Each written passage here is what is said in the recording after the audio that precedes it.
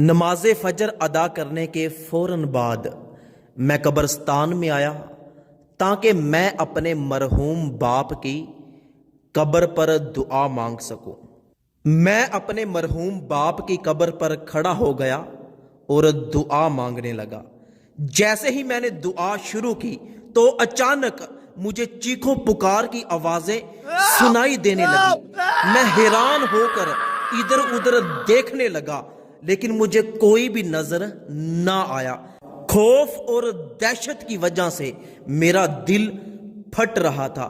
مجھے ایسے لگ رہا تھا کہ جیسے چیخوں پکار کی آواز کہیں نزدیک سے ہی آ رہی ہے۔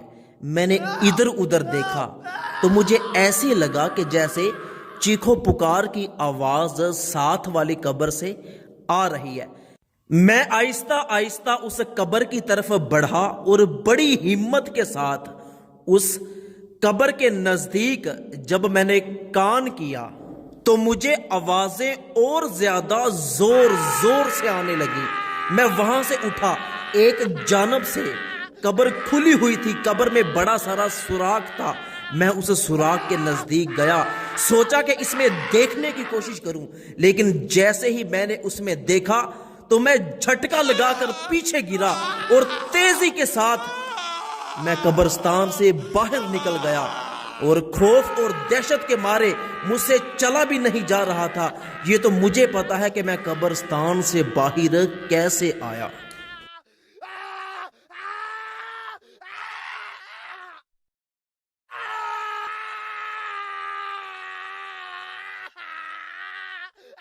میں جلدی کے ساتھ اپنی موٹر سائیکل کے پاس آیا، موٹر سائیکل پر بیٹھا، موٹر سائیکل کو سٹارٹ کیا اور جلدی کے ساتھ اپنے گاؤں میں چلا گیا۔ میں گاؤں جا کر جلدی سے قبر بنانے والے مستری کو، جس نے ہمارے گاؤں کی ساری قبریں بنائی، اس کو میں قبرستان میں لے کر آیا تاکہ اس کو یہ معاملہ دکھا سکوں اور پوچھ سکوں کہ یہ قبر کس کی ہے۔ وہ بار بار مجھ سے ہاتھ پکڑ کے پوچھے کہ آخر اتنی جلدی تم مجھے قبرستان میں کیوں لے کر آئے ہو؟ میں نے اسے کہا کہ بس آپ چلتے رہو۔ وہ بندہ بڑی حیرانگی کے ساتھ میرے ساتھ چل رہا تھا۔ جب ہم دونوں قبر پر پہنچے تو میں نے کہا کہ 1 منٹ پیچھے رکو۔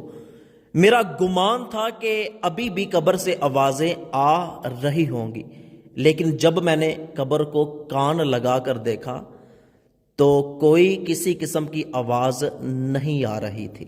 پھر میں نے اس کو بتایا کہ صبح نماز فجر کے بعد میں فوراً قبرستان میں آیا۔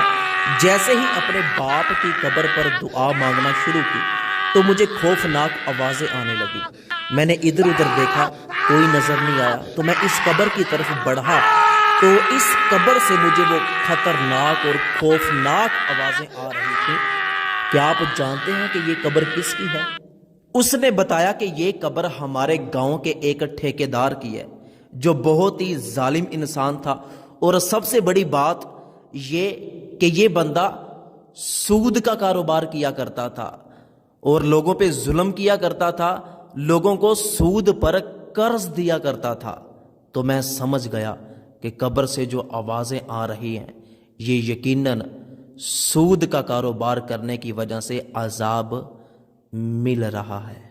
تو میری اللہ پاک سے دعا ہے کہ اللہ پاک مجھے اور آپ کو سود جیسے بڑے گناہ سے بچنے کی توفیق عطا فرمائے۔ اچھی بات دوسروں تک پہنچانا صدقہ جاریہ ہے۔ اس ویڈیو کو جلدی سے اپنے تمام دوستوں کے ساتھ شیئر ضرور کیجیے گا۔